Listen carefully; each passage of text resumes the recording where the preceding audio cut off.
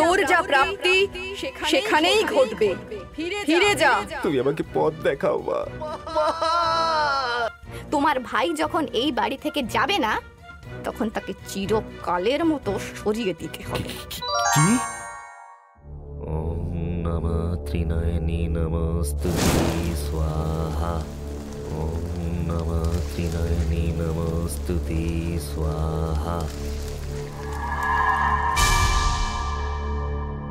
সরে যা তোরা, সরে যা, সরে যা তোরা।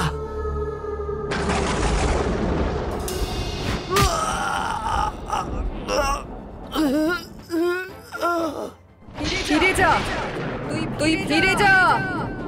এখানে তোর মুখ্য লাভ হবে না। ফিরে যা, ঘরে ফিরে যা। মা, মা এ কি বলছো তুমি? এতদিন এত চেষ্টা এত পরিশ্রম করে তুমি বলছো আমার মোক্ষ লাভ হবে না?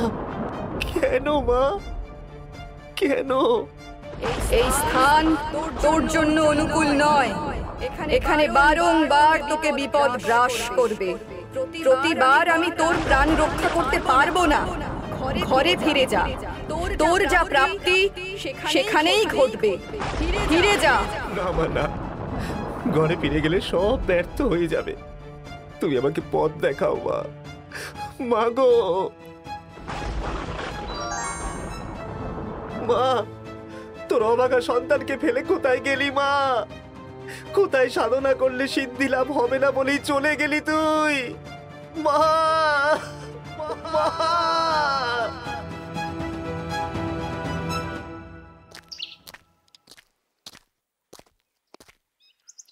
মোহন, মোহন তুই তুই এতদিন পরে হঠাৎ বাড়ি ফিরে এলি? হ্যাঁ দাদা, আমি ফিরে এলাম। তোমরা ভালো আছো তো? আমাদের ভালো মন্দর খবরাখবর নিতে নিশ্চয়ই তুই ফিরিসনি ভাই। তা এত বড় মুখ করে গিয়েছিলি যে নাকি বড় সাধক হয়ে ফিরবি, তা সেসব সাধনা চুলো হয়ে গেল বুঝি? না দাদা, স্বয়ং দেবী দৈব বাণী করে বললেন যে আমার নাকি সাধনা হবে না। তিনি বাড়ি ফিরে যেতে বললেন। তাই সুর করে বাড়িতে চলে এলে, তাই তো? তাই এটা কি কোনো ধর্মশালা নাকি সরাইখানা যে যখন ইচ্ছে হলো তখনই মুখ উঠিয়ে চলে এলে? বলছো কেন বৌদি? আমি তো নিজের বাড়িতেই ফিরেছি।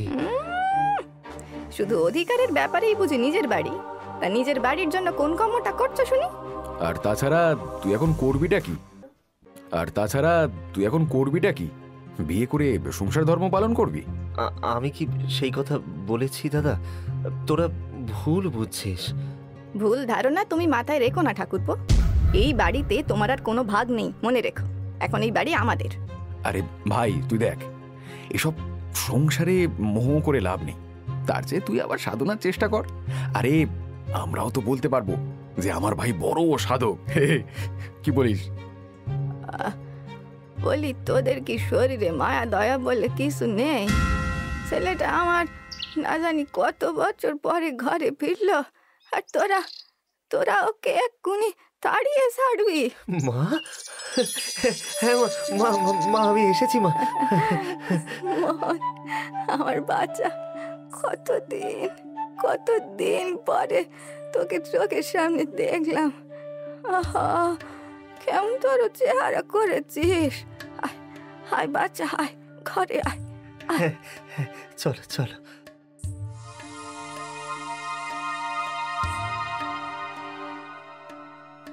আরে বাচ্চা আমার, আজকে আমি তোর জন্য তোর পছন্দের সব খাবার রাঁধবো আর তোকে সামনে বসিয়ে খাওয়াবো। সত্যি মা তো মাই হয়। থাক, এবার বল তো, আমার এই ভবঘুরের ছেলেটা হঠাৎ বাড়ি ফিরে এলো যে? বিভুপুরের শ্মশানে আমি তপস্যা করছিলাম মা। হঠাৎই সেখানে দৈব বাণী হলো মোক্ষ লাভ আমার হবে না। আমি যেন ঘরে ফিরে আসি। তখনই ভাবলাম আমি যেন তোমার কাছেই চলে আসতে পারি, আর তাই আমি চলেও এলাম। তাই বল, সে যেই কারণেই হোক আমার কোলের ছেলে কোলে ফিরে এসেছে, আমি এতেই খুশি। এবার তোর বিয়ে দিয়ে তোকে সংসারী করে তবে আমি নিশ্চিন্ত হব। মা, আরে এইসব বিয়ে সংসারের কথা আসছে কেন বলো তো? ও সব আমার দ্বারা হবে না। ও মা, শোনো না। এরপরে দেখতে দেখতে কেটে গেল প্রায় বেশ কিছুদিন। এর মধ্যে সাধন তার ভাইকে অনেকবার জিজ্ঞাসা করেছে সে কবে ফিরে যাবে, কিন্তু কোনো সদুত্তর পায়নি। এদিকে জবার রাগ যেন ক্রমেই বেড়ে চলেছে। সে মোহনকে দুই চোখে সহ্য করতে পারছিল না। যখন সে সুধার কাছে মোহনের বিয়ের কথা শুনল, তার ধৈর্যের বাঁধ যেন ভেঙে গেল। সে সাধনকে বলল, তুমি কি এখনো হাতের ওপর হাত রেখে বসে থাকবে? বলি, তোমার কি কোনো তাপ উত্তাপ নেই? আরে তুমি তো রেগে আছো কেন? হয়েছেটা কি? কি হয়েছে সেটা আবার তোমায় বলে দিতে হবে? তোমার মা তোমার আদরের ভাইয়ের বিয়ে ঠিক করেছে। এবার ধর্মপুত্র বিয়ে করে সংসার করবেন আর আমাদের কপাল পুড়বে। তাতে তোমার কি সমস্যা? এই তুমি কি গাধা নাকি গো? তোমার ভাই বিয়ে করলে এই বাড়ি এই সম্পত্তির সবকিছু ভাগ দিতে হবে, তুমি বুঝতে পারছো না? আরে কি মুশকিল? তা এই বাড়ি এই সম্পত্তিতে তো ভাইয়েরও অধিকার আছে নাকি? কি বললে তুমি? এতই যদি অধিকারের কথা জানতে তাহলে বিয়ের সময় বলেছিলে কেন? তোমার ভাই বেবাগী, এই বাড়ি সম্পত্তি সব তোমার? আরে আমি কি তখন জানতাম নাকি যে ভাই ফিরে আসবে আর সংসার টংসার করবে? নিকুচি করেছে তোমার ভবর। তুমি যখন আমার বাবাকে বলেছিলে সেটাই করতে হবে। তোমার ভাই যখন এই বাড়ি থেকে যাবে না, তখন তাকে চিরকালের মতো সরিয়ে দিতে হবে। কি? শোনো, সরে এসো, আমি কি বলছি শোনো।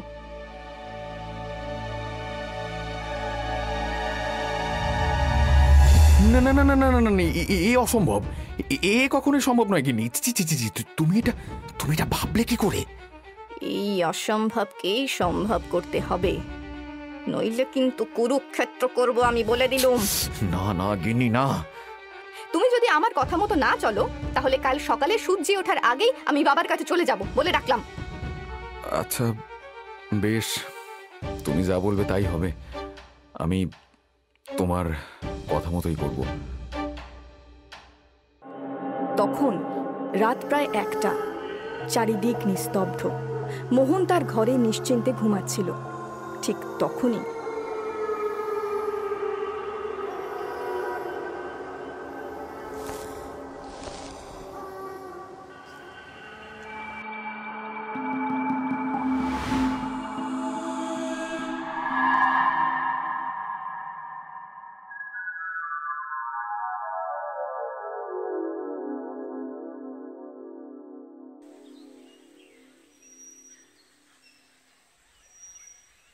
মা, ও মা, বলছি ঠাকুরপো এখনো ঘুম থেকে ওঠেনি? এত বেলা হয়ে গেল। হয়তো রাত করে ঘুমিয়েছে, তাই সকালে ঘুম ভাঙেনি, উঠে যাবে ঠিক। আরে কিন্তু ভাই তো এত বেলা অবধি কখনো ঘুমায় না। কিছু হলো না তো মা? না মানে বলছি আর কি।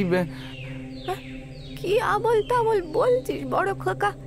ছেলেটা এতদিন বনে বাদারে ঘুরেছে, দিন কতক হলো বাড়িতে আরামে ঘুমোচ্ছে, তাই হয়তো দেরি হয়েছে। তোরাও না সত্যি।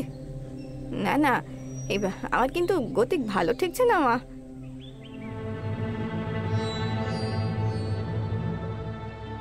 ওগো ওগো, তুমি দাঁড়িয়ে দেখছো কি? দরজাটা ধাক্কা দাও না। হ্যাঁ হ্যাঁ ঠিকই তো, একবার দেখা দরকার। ভাই, এই ভাই, দরজা খোল। কিরে ভাই? এই ওগো, ঠাকুর পুজোর দরজা খুলছে না। ও মা গো, আমাদের কি সর্বনাশ হলো গো!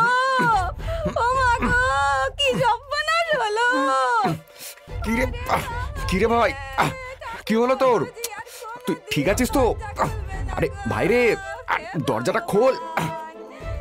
কি বয়স হয়েছিল গো ছেলেটা? ওগো ওগো, আরে তুমি সামলাও, তুমি নিজেকে সামলাও। এমন করো না, সামলাও নিজেকে, সামলাও। কি হয়েছে গো? আহা, বউটা কেমন করে কাঁদছে না গো? দেওরটাকে বড্ড ভালোবাসতো মনে হয়। আমাদের মনটার কি এমন বয়স হয়েছিল বলো? এই তোমরা থামবে। আর বৌমা, তোমার এত মরা কান্না কাঁদার কি হলো শুনি? তোমরা কি উন্মাদ হয়ে গেলেন নাকি?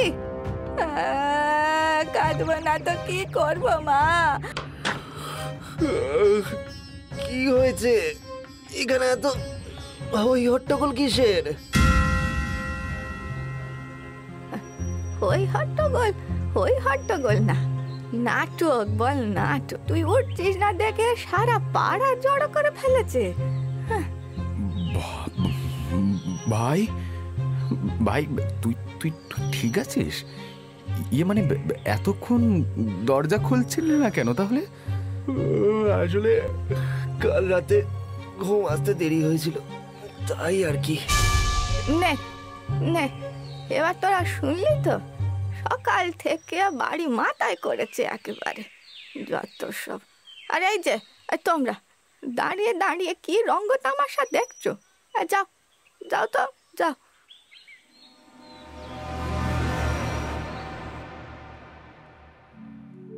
এইভাবেই কাটতে থাকলো দিন। সবকিছু ঠিকই চলছিল, কিন্তু দুদিনের জ্বরে সুধা হঠাৎই মারা গেল। মোহন চোখের জলে তার মাকে বিদায় জানালো।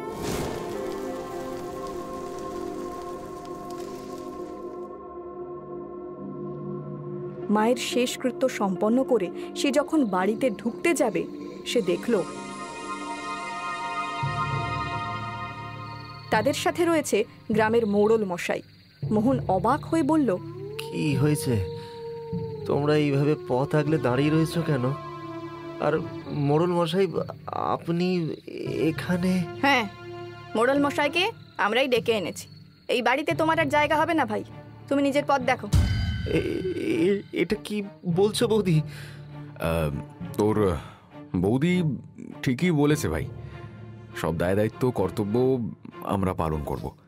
আর তুই শুধু অধিকার ফলাবি তা তো হতে পারে না। না দেখো সাধন, আমি মানছি মোহন দীর্ঘদিন বাড়িতে ছিল না, বাড়ির কোনো দায়িত্ব কর্তব্য পালন করেনি, সেটাও ঠিক।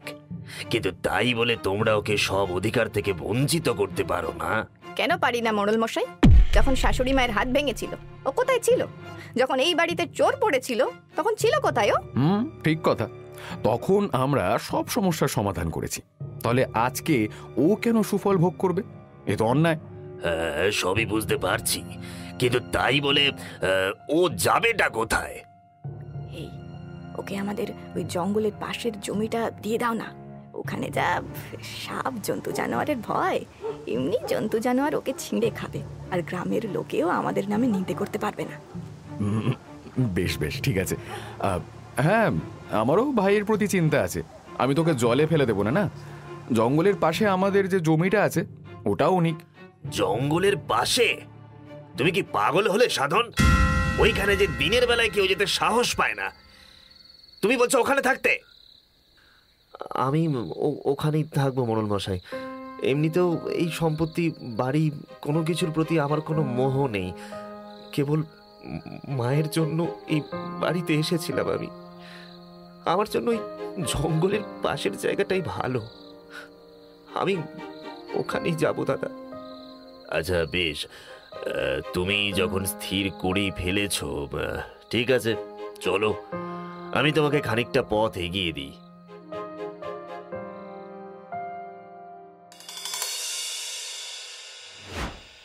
এ তুমি কেমন সিদ্ধান্ত নিলে মোহন? হ্যাঁ, মানছি তোমার এখন তরুণ বয়স, ভয় ডর নেই, কিন্তু তাই বলে তুমি এই জঙ্গলের পাশের জমিতে তুমি ওখানে বাস করবে? আপনি তখনও দুশ্চিন্তা প্রকাশ করেছিলেন, কিন্তু কেন বলুন তো? মানে ওখানে এমন কি আছে? দেখো, কি আছে সেটা তো কেউ জানে না, তবে ওই জায়গাটা নাকি ভালো নয়। হ্যাঁ, বেশ কিছু বছর আগে ওখানে এক সন্ন্যাসী এসেছিলেন, তাই পুজো পাঠ যাগযজ্ঞ নিয়েই থাকতেন। তারপরেই হঠাৎ একদিন উধাও হয়ে গেলেন। কিন্তু কিন্তু কি মোড়ল মশাই? গ্রামবাসীরা বলে তারপর থেকে ওখানে নাকি অদ্ভুতুরে সব কাণ্ড ঘটে। ভূত প্রেত কি রয়েছে জানি না, তবে লোক ওই জায়গায় যেতে ভয় পায়। ভূতে আমি ভয় পাই না মোড়ল মশাই, ভূতের থেকে মানুষ ঢের বেশি ভয়ঙ্কর। যাই হোক, আপনি চিন্তা করবেন না, আমার কিছু হবে না। এই বলেই মোহন তার ছোট পুটুলিটা নিয়ে জঙ্গলের পাশের সেই নির্জন স্থানের দিকে হেঁটে সেখানে গিয়ে উপস্থিত হলো। সেখানে যতদূর চোখ যায় কেবল জনমানবহীন প্রান্তর। মোহন তার পুটুলি নামিয়ে এক স্থানে বসল। তারপরেই সে মনে মনে বলল, গ্রামের লোকেরা এইদিকে আসতে ভয় পায়, কিন্তু আমার তো এখানে বড় শান্তি অনুভব হচ্ছে। কেউ কোথাও নেই, অন্তত মন একাগ্র করে ধ্যান করতে পারবো। যাই হোক, এবার একটা মাথা গোজার ঠাঁই তৈরি করি, নইলে জন্তু জানোয়ার না হোক অন্তত ঠান্ডায় প্রাণ হারাতে হবে। কিসের একটা শব্দ হলো না, দেখি তো। মোহন তড়িঘড়ি মাটিটা সরাতেই বিস্ফারিত চোখে দেখল সেখানে একটা নরকঙ্কাল। মোহন যেন হতবাক হয়ে গেল। কিছু একটা মনে হতেই সে ধীরে ধীরে আরও মাটি খুঁড়তে শুরু করলো। ক্রমে একটা কুকুরের করটি, সাপের করটি, পাখি ও একটা গরুর মাথা পেতেই মোহনের বুঝতে বাকি রইল না যে এখানেই ছিল পঞ্চমুণ্ডির আসন। সে স্তব্ধ হয়ে বলল, যেই উপযুক্ত স্থানের জন্য আমি পাগলের মতো শ্মশানে শ্মশানে ছুটে বেরিয়েছিলাম, সেটা সেটা আমার বাড়ির এত কাছে। মোহন, আমি তোকে বলেছিলাম না, বাড়ি ফিরে গেলে তবেই তোর প্রাপ্তি যোগ রয়েছে। মা, মা, তুমি এই অভাগার মনের বাসনা শুনতে পেয়েছো মা? তোমার অপার কৃপা মা, তোমার অপার কৃপা। হ্যাঁ বৎস, এই সেই উপযুক্ত স্থান। তোর এতদিনের প্রতীক্ষার এইখানেই অবসান হবে। তোর কল্যাণ হোক। মা, মা গো, তোমার চরণে শতকোটি প্রণাম মা। এই আসনেই এবার আমি সাধনায় বসবো। জয় মা তারা, জয় মা তারা, জয় মা তারা, জয় মা তারা। এই স্থির করেই নিজের আসন প্রস্তুত করে মোহন গভীর ধ্যানে মগ্ন হল। সারা রাত ধরে চলতে থাকলো তার একনিষ্ঠ সাধনা। একে একে সে সব ধাপ পেরিয়ে অনন্তের দিকে চলতে থাকলো। রাত যখন প্রায় শেষ, তার মাথার পেছন উদ্ভাসিত হয়ে উঠতে থাকলো এক নীলাভ আলোয়। মোহনের সর্বশরীর ভেসে যাচ্ছিল এক উজ্জ্বল আভায়। এবার সে ধীরে ধীরে চোখ খুলল।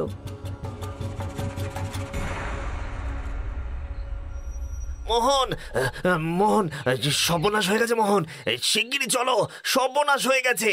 তোমার দাদাকে গতকাল কেউটেতে কেটেছে। সে কি? ও যাও বলছে কিছু করতে পারবে না, একবারটি চলো। আমি দেখছি, চলুন। হে ভগবান, এ আমার কি সর্বনাশ হলো গো, কি সর্বনাশ হলো! কেন এরকম করলে তুমি? ঠাকুরপো, ঠাকুরপো, ঠাকুরপো, দেখো না তোমার দাদার কি হয়েছে। বৌদি, বৌদি, বৌদি, বৌদি, তুমি শান্ত হও বৌদি। হ্যাঁ, তুমি একটু শান্ত হও।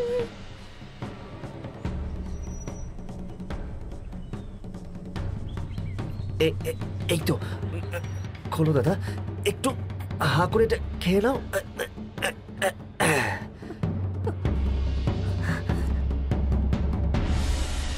ওগো, ওগো, তুমি ঠিক হয়ে গেছো। আমি তো আমি তো আমি তো আমি তো ভাবতেই পারিনি তোমাকে আবার ফিরে পাবো। এটা শুধু সম্ভব হয়েছে ঠাকুরপোর জন্য। আমরা ওর সাথে এত অন্যায় করেছি। আরো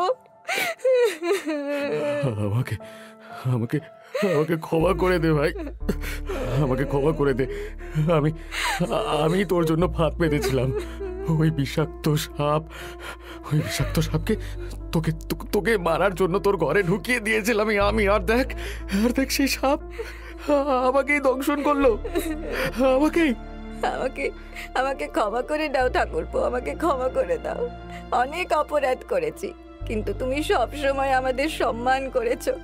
আর আজকে তোমার জন্য আমার সিঁথির সিঁদুর রক্ষা পেল। আমাদের এই বাড়ির সম্পত্তি এইসব কিছু চাই না, কিছু চাই না। এসব এসব তুমি নাও। হ্যাঁ ভাই, হ্যাঁ ভাই, এসব এসব এসব তুই নে, আমাদের কিচ্ছু চাই না।